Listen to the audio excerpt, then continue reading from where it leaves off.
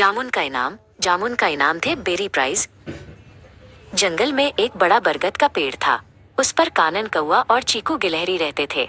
वे दोनों पक्के दोस्त थे जो हमेशा एक दूसरे की मदद करते थे। एक दिन पेड़ के पास ही एक बहुत बड़ा जामुन जमीन पर गिरा। वाह, चीकू बोला। जामुन बहुत रसीला और मोटा था, लेकिन वो सीधा एक गहरे कीचड़ भरे गड्ढे में जा गिरा था। मुझे ये चाहिए, चीकू ने कहा और जामुन तक पहुंचने की कोशिश करने लगा। उसने अपने छोटे पंजे आगे बढ़ाए, लेकिन कीचड़ बहुत गहरा और चिपचिपा था। वो जामुन तक नहीं पहुंच पाया। अब कानन की बारी थी। वो फुर्ती से नीचे उड़ा और जामुन को अपनी चोंच से उठाने की कोशिश की, लेकिन जामुन इतना चिकना था कि वो बार बार उसकी चोंच से फिसल जाता और कानन के पंख कीचड़ से सन गए।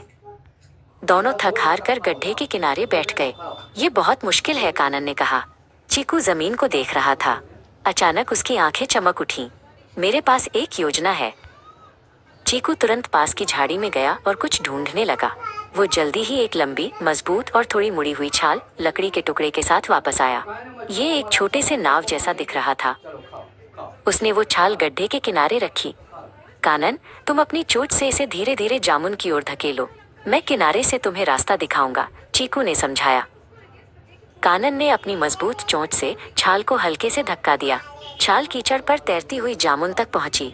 चीकू किनारे से उत्साहित होकर फुसफुसा रहा था, थोड़ा और कानन। ठीक उसी के नीचे। जैसे ही छाल जामुन के नीचे आई, कानन ने धीरे से उसे ऊपर की ओर उठाया। वो छाल एक चम्मच बन गई थी।